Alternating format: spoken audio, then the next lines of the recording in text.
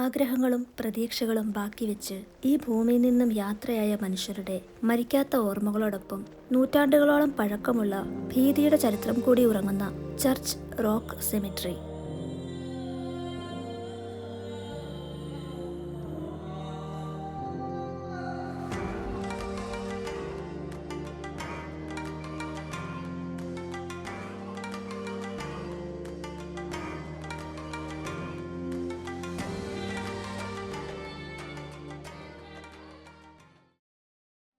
Hello friends, എല്ലാവർക്കും ഞങ്ങളുടെ പുതിയ വീഡിയോയിലേക്ക് സ്വാഗതം. ഞങ്ങളിപ്പോൾ UK-യിലെ നോട്ടിംഗ്ഹാമിലുള്ള ഒരു സെമിട്രിയിലേക്കാണ് വന്നിട്ടുള്ളത്.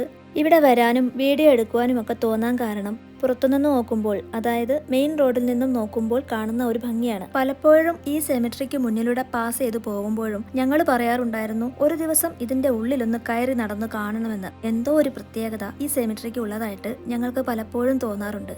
അങ്ങനെ ഞങ്ങൾ ഇന്ന് ഇവിടെ ഒന്ന് കയറാമെന്ന് തീരുമാനിച്ചു. വൈകുന്നേരം 6 മണിക്ക് തന്നെ ഗേറ്റ് ക്ലോസ് ചെയ്യും. അതുവരെ ആർക്കു വേണമെങ്കിലും ഇവിടെ കയറാം.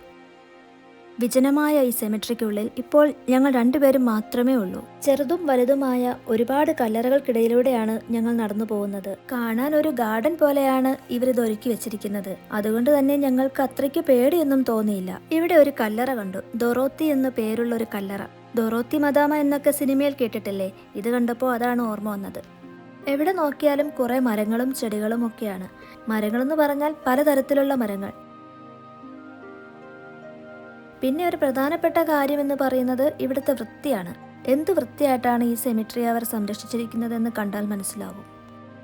13 ഏക്കറോളം വിസ്തൃതിയിൽ നിലകൊള്ളുന്ന ഈ സെമിത്തേരിയിൽ 14,000 കല്ലറകളിലായി ഏതാണ്ട് 43,000 മൃതദേഹങ്ങൾ അടക്കം ചെയ്തിട്ടുണ്ട്.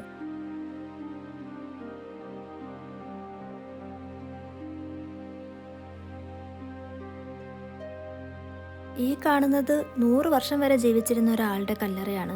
അതിനു മുകളിലായിട്ട് ഒരു മാലാഖയുടെ രൂപവും കാണാം. വളരെ വിജനമായ വേറെയും സ്ഥലങ്ങൾ ഇതിനുള്ളിലുണ്ട്.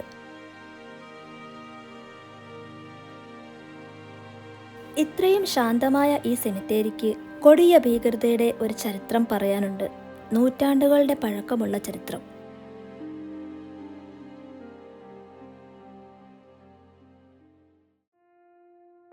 പണ്ട് ഈ സ്ഥലം അറിയപ്പെട്ടിരുന്നത് ഗാലോസ് ഹിൽ എന്നായിരുന്നു.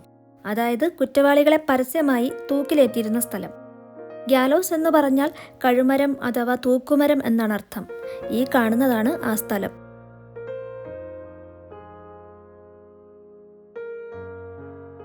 ഈ സെമിത്തേരിയുടെ എതിർവശത്തായി കാണുന്ന താഴ്ന്ന പ്രദേശം വയലുകളായിരുന്നു. വധശിക്ഷകൾ നടപ്പിലാക്കുന്നത് നേരിൽ കാണാൻ ആളുകൾ അവിടേക്ക് ഓടിക്കൂടുമായിരുന്നു. ഈ കാണുന്നതാണ് ആ സ്ഥലം. ഇപ്പോൾ അത് സ്പോർട്സ് ഗ്രൗണ്ട് ആയിട്ട് ഉപയോഗിക്കുന്നു. ശിക്ഷയുടെ പേരിലാണെങ്കിലും പരസ്യമായി ഇങ്ങനെ ആളുകളെ വധിക്കുന്നത് ഒരു പൊതു അപമാനമായി തോന്നിയതാണ് ഈ പ്രവൃത്തി അവർ അവസാനിപ്പിക്കാൻ കാരണമായത്. 1827 ഒരു റോബറിയുടെ പേരിൽ വില്യം വെൽസ് എന്ന വ്യക്തിയെയാണ് അവസാനമായി തൂക്കിലേറ്റിയത്. പിന്നീട് കുറേ വർഷങ്ങൾക്ക് ശേഷം ജനസംഖ്യാ വർധനവ് കുതിച്ചുയർന്നതോടെ 1845 എൻക്ലോഷർ ആക്ട് പ്രകാരം നഗരപിതാക്കന്മാർക്ക് ഭൂമി ഏറ്റെടുക്കാനുള്ള അനുമതി ലഭിച്ചു. അങ്ങനെ അന്നത്തെ നോട്ടിംഗ്ഹാം മേയർ ആയിരുന്ന എഡ്വിൻ പാറ്റ്ചെറ്റ് ആണ് ഇന്ന് നമ്മൾ കാണുന്ന രീതിയിൽ ഈ സെമിട്രി ഡിസൈൻ ചെയ്തത്. അതിനായി ഒരുപാട് വർഷങ്ങൾ അദ്ദേഹത്തിനു വേണ്ടി വന്നു. ഒടുവിൽ 1856 ഈ സെമിട്രി ഓപ്പൺ ചെയ്തെങ്കിലും ആ സമയത്ത് ഇതിന്റെ നിർമ്മാണം പൂർണ്ണമായും കഴിഞ്ഞിരുന്നില്ല എന്നാണ് പറയപ്പെടുന്നത്. ഇവിടെയാണ് എഡ്വിൻ പാറ്റ്ചെറ്റും ഭാര്യ എലിസ പാറ്റ്ചെറ്റും അന്ത്യവിശ്രമം കൊള്ളുന്നത്.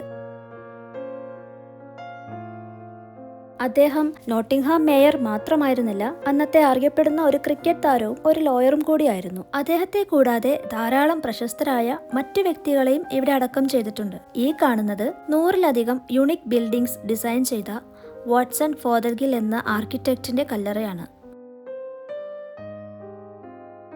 മാത്രമല്ല റാലൈ എന്ന ബൈസൈക്കിൾ കമ്പനിയുടെ ഫൗണ്ടറായ sir Frank Bowden, Trent Bridge, Papplewick pumping station എന്നിവ ഡിസൈൻ ചെയ്ത എഞ്ചിനീയർ മാരിയറ്റ് ഓഗിൾ ടർബോട്ടൻ. അങ്ങനെ പോകുന്നു പ്രതിഭകളുടെ നീണ്ട നിര. ഇനി റോക്ക് സെമിട്രി എന്ന പേര് വരാനുള്ള കാരണം പറയാം. ധാരാളം മണൽക്കല്ലുകളും പാറകളും നിറഞ്ഞ ഒരു കുന്നുംപ്രദേശമായിരുന്നു ഇത്. അങ്ങനെയാണ് ഈ പേര് വന്നത്. മാത്രമല്ല വളരെ പണ്ട് ഇവിടെ മണൽ ഖനനം നടന്നിരുന്ന സ്ഥലമായിരുന്നു എന്നും പറയപ്പെടുന്നു. ഇതിനുള്ളിലൂടെ നടക്കുമ്പോൾ വേദന ഉളവാക്കുന്ന മറ്റൊരു കാര്യം കൂടി പറഞ്ഞുതരാം. 1904-ലും 5-ലുമൊക്കെ വിന്റർ കാലത്ത് ഈ നാട്ടിൽ പടർന്നു പിടിച്ച ഡിഫ്തീരിയ എന്ന വൈറസ് മൂലം ജീവൻ നഷ്ടപ്പെട്ട ഒരുപാട് കുഞ്ഞുങ്ങളെ അടക്കം ചെയ്തതും ഇവിടെയായിരുന്നു. പിന്നീട് വർഷങ്ങൾക്ക് ശേഷം 1920-ലാണ് ഡിഫ്തീരിയയ്ക്കുള്ള വാക്സിൻ കണ്ടുപിടിച്ചത്. ശരിയായ ശവസംസ്കാരം നൽകാൻ കഴിയാത്ത പാവപ്പെട്ടവരുടെ 37 അതിലധികമോ കല്ലറകൾ ഇവിടെയുണ്ട്. 1900-ങ്ങളുടെ തുടക്കത്തിൽ അവർക്കു വേണ്ടി നിർമ്മിക്കപ്പെട്ട ഈ കല്ലറകളിൽ ചാരനിറത്തിലുള്ള സ്ലാബിനു താഴെയായി 20 അടിയോളം താഴ്ചയിലുള്ള കുഴികളുണ്ടെന്നാണ് പറയുന്നത്. ഇവിടെയുള്ള ഒട്ടുമിക്ക കല്ലറകളും പിന്നീട് ഫാമിലി ഹിസ്റ്ററി റിസർച്ച് ചെയ്യുന്നതിന്റെ ഭാഗമായി നൂറ്റാണ്ടുകൾക്ക് മുമ്പ് മരണപ്പെട്ട പൂർവികരെ അടക്കം ചെയ്ത കല്ലറകളാണെന്ന് തിരിച്ചറിഞ്ഞ് വൃത്തിയാക്കി പിൻതലമുറക്കാർ സംരക്ഷിച്ചു വരുന്നവയാണ്. അതേസമയം ആരാലും സംരക്ഷിക്കപ്പെടാതെ ഒറ്റപ്പെട്ടു കിടക്കുന്ന കല്ലറകളും ശ്രദ്ധയിൽപ്പെട്ടു.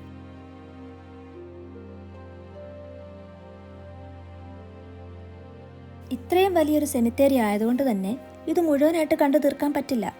അങ്ങനെ നടന്നു പോകുമ്പോഴാണ് ഈ ഒരു പാറ ശ്രദ്ധയിൽപ്പെട്ടത്. വെറുതെ ഒന്ന് അടുത്തുപോയി കാണാമെന്ന് വിചാരിച്ച് ചെന്നതാണ്. പക്ഷെ ഇതിന്റെ മറുവശത്ത് വന്നപ്പോൾ കണ്ട കാഴ്ച ഞങ്ങൾ സത്യം പറഞ്ഞ ഞെട്ടിപ്പോയി. വെറും ഒരു പാറയായിരിക്കുമെന്ന് വിചാരിച്ച് കാണാൻ വന്ന ഞങ്ങൾ കണ്ടത് ഇത്രയും മനോഹരമായിട്ട് ഒരുക്കി വെച്ചിരിക്കുന്ന കുറേ കല്ലറകളായിരുന്നു. പുറത്തുനിന്നും നോക്കുമ്പോൾ കാണാൻ പറ്റാത്തതുകൊണ്ട് ഇവിടെ വന്ന് ഇത് കണ്ടപ്പോൾ ഞങ്ങൾക്ക് നല്ല കൗതുകം തോന്നി. ഈ ഭാഗത്തേക്കൊക്കെ വരുമ്പോഴാണ് ശരിക്കും ഈ ഭൂമിയുടെ ഒരു കിടപ്പ് മനസ്സിലാവുന്നത്. ഉയർന്നും താഴ്ന്നുമൊക്കെ കിടക്കുന്നൊരു പ്രദേശമാണിത്.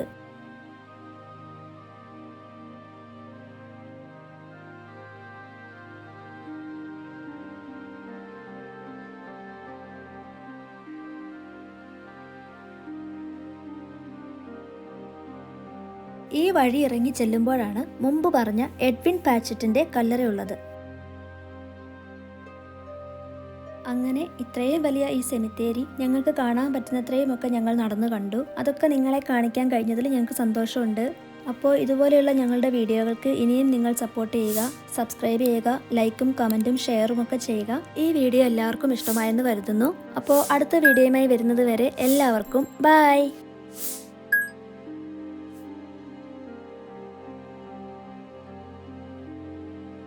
ഞാൻ തന്നെ പുനരുത്ഥാനവും ജീവനുമാകുന്നു. എന്നിൽ വിശ്വസിക്കുന്നവൻ മരിച്ചാലും ജീവിക്കും.